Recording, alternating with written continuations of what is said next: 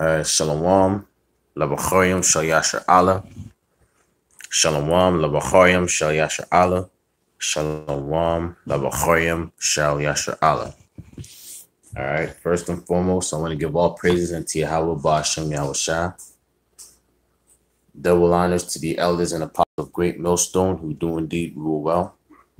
And a hearty salutations to all you Akim out there that's on the four corners of the earth, pushing this truth and truth and sincerity, for as it is written, charity covereth the multitude of sins. Now, this video that I'm doing is alluding to a scripture in 2 Corinthians dealing with the thorn, you know what I mean? And I kind of wanted to put a little bit of perspective on that, you know what I mean, just using myself as an example, being a brother in this truth. So this is 2 Corinthians chapter 12 and starting at verse 6. For though I would desire to glory, I shall not be a fool, for I will say the truth. But now I forbear, lest any man should think of me above that which he seeth me to be, or that he heareth of me. Okay. He said, for though I would desire to glory, I shall not be a fool. Okay. Meaning he wasn't about glorying in and of himself. All right.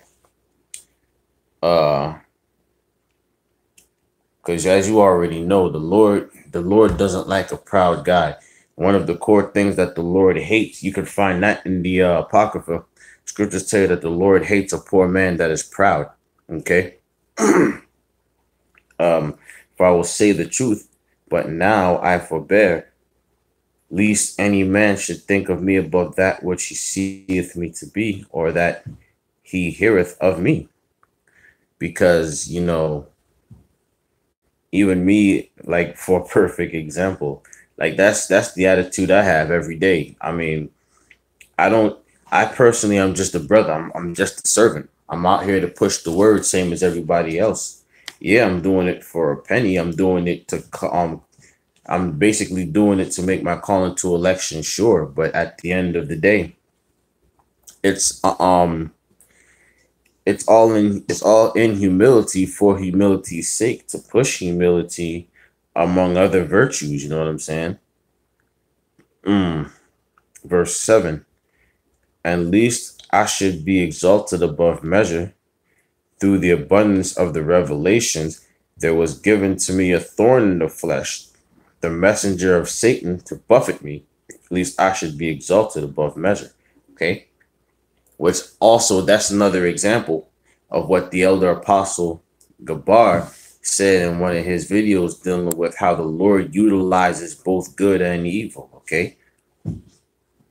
But for me personally, especially in my day-to-day, my everyday, you know what I'm saying? That's something I go through. I have a lot of understanding of certain things. I have a lot of thoughts. I'm always in deep thought. I'm always thinking.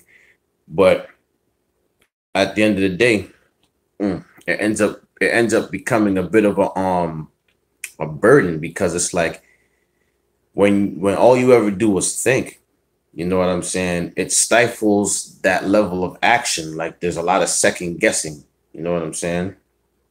And that's my thorn. I mean, I'm an overthinker by nature.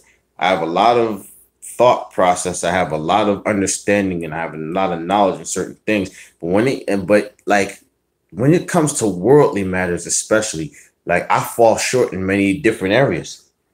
And a lot of that deals with me being more of a like I keep saying, for lack of a better term, an overthinker.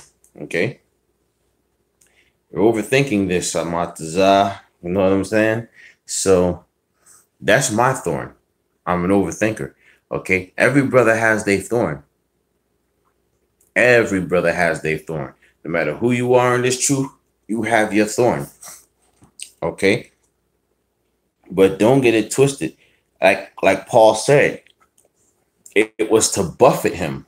All right, to keep his pride level down.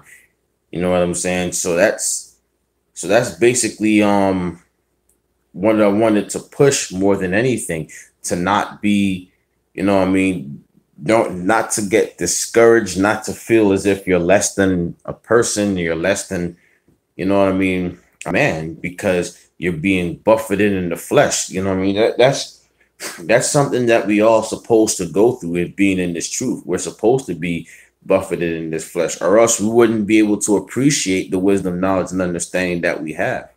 Okay. In order for wisdom, knowledge, and understanding to really take root, suffering has to come with it. You know what I mean? I can remember when the elder apostle even said in the video, you know what I mean, that anytime a revelation comes, a demon comes with it. You know what I mean? Why? Because at the end of the day, it's to prove us. It's to test us. You know what I mean? Like for example, say you're a smith and you built something. You know what I'm saying? You smelted something in the fire and you want to test its longevity. You know what I'm saying? You're gonna apply pressure to it based on whatever it is. You know what I mean? Based on whatever function that creation is supposed to um is supposed to serve. All right. You have to test it. You have to put pressure on it. You know what I'm saying? And that's what the Lord is doing to his vessels. Remember what the scriptures say that the Lord was going to do to 1/3 of his people? He said two parts shall perish. That's in the book of Zephaniah. Two parts shall be cut off and die, but the one, you know what I'm saying, shall be left therein, and they shall be tried in the fire. Okay. And so again, me as a perfect example, I'm an overthinker. I do more thinking than I do acting. And that ends up becoming a problem down the line, because at the end of the day, especially in Babylon's setup where everything is about production and speed, you know what I mean? You'll get eaten alive out here if that kind of thing is not mitigated. That's one of the core things that I struggle with on a day-to-day basis. You know what I mean? I could talk a lot about this and talk a lot about that, but when it's time to do it, it's like something takes over. Something takes over and then basically chokes back the action. You know what I mean? And that's that spirit of indecision, due to all these different things that could possibly go awry, or you know what I mean? Now I'm taking thought of too many different factors that especially that I can't control. All right. That ends up basically killing the whole that ends up killing the whole, you know what I mean, longevity of what it is that I'm pursuing. All right. Heck, even in this truth, it's the same exact thing. The same thing applies even in this truth. I want to make a video, but I spend so much time thinking about it, trying to understand what factors go here and what factors go there. The whole day drains away, and then guess what? The video never got made because all I did was think about it. All I did was think about it. This is why prayer is so important, especially for brothers with that thorn. This is why prayer is so important, man. But I'm gonna read that again. For though I would desire to glory, I'm back in verse 6, 2 Corinthians chapter 12 and 6. For though I would desire to glory, I shall not be a fool. What does the scriptures tell you? Scriptures talk about pride going before destruction, and the scriptures also talk about proving your own work. You know what I'm saying? But what Paul is saying here is, though he would like to desire, he shall not be a fool. You see that? And that's the thought process I like to also keep in mind as well. And one of the core things it does for me is it basically gives meaning to the fact that I have this thorn. You know what I'm saying? That I'm an overthinker. It gives it plenty of meaning. Imagine if I was able to actually process and do and do and do and do and do and do and do. You know what I'm saying? Especially given our nature, you know what I mean? When we go to glory, we glorying in it heavy. But the Lord is the one that deserves all the glory at the end of the day. We wouldn't appreciate it for what it is. You see what I'm saying? And so in that sense, we would err. You know what I mean? For though I would desire to glory, I shall not be a fool, for I will say the truth, but now I forbear, lest any man should think of me that which he seeth me to be, or that he heareth of me. Verse 7. And lest I should be exalted above measure, and that's one thing I don't ever want to be. I don't ever want to be exalted above measure. Okay. I mean, when people look at me deep down within, you know what I mean? My whole thing is I just want to edify. It's all about edification at the end of the day. It's not about being some huge pillar in this truth, you know? And at least I should be exalted above measure through the abundance of the revelations, because I mean, it's brothers out here that gets a lot of revelations, you know what I mean? But you got these novices too. The scriptures talk about novices being lifted up with pride. They'll get, you know what I mean, like getting revelations. It's a sense, it's a blessing, but it's also a curse. That's something that you're supposed to dread with a perfect fear, because again, any revelation that you get, there's a demon attached to that revelation. You understand? There's an actual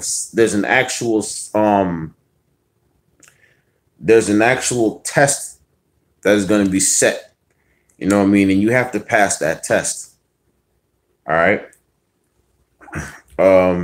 At least I should be exalted above measure through the abundance of the revelations. There was given to me a thorn in the flesh, the messenger of Satan. All right. The messenger of Satan to buffet me. And mind you, the Lord said Paul said the Lord sent unto him a thorn in his flesh, the messenger of Satan to buffet him. Okay. The messenger of Satan to buffet him, showing you that thorn is of the left hand influence. Okay. The Lord used evil to buffet Paul. Right. So what does that tell you about how the Most High operates? Okay. At least I should be exalted above measure. Now I'm going to continue on. I'm going to go a little bit further in verse 8.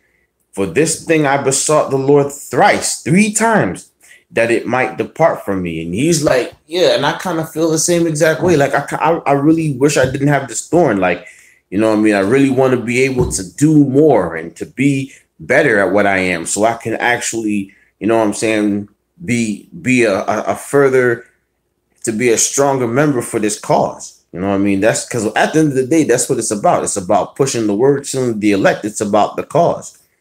But verse 9, and he said unto me, now this is Yahweh Shah speaking, my grace is sufficient for thee, for my strength is made perfect in weakness. You hear that? That's what this is about.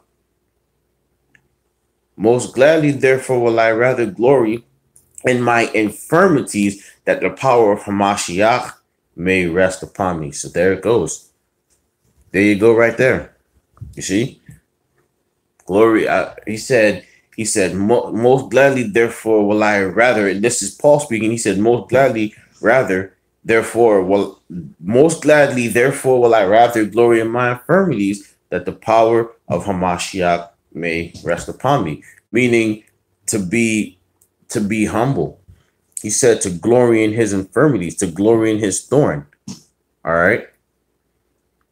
Because at the end of the day, what did Yahweh Shah say there? He said, my grace is sufficient for thee, for my strength is made perfect in weakness. How was it made perfect in weakness? You see that? That's talking about humility.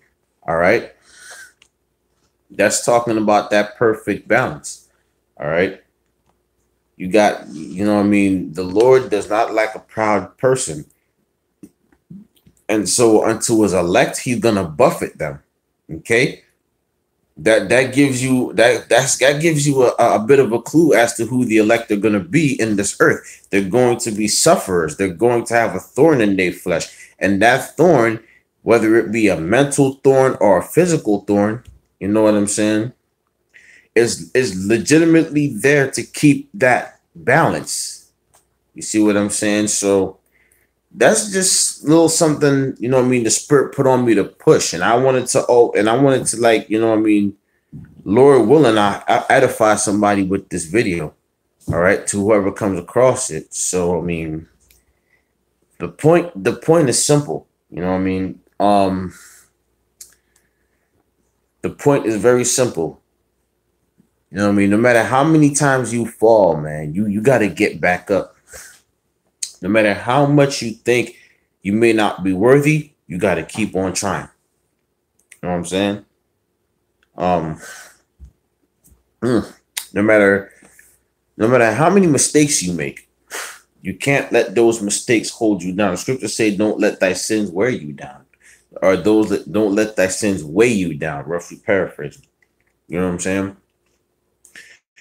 So with that, I want to go up praise unto Yahweh Bashem Yahushua. Double honors unto the elders and apostles of Great Millstone who do indeed rule well.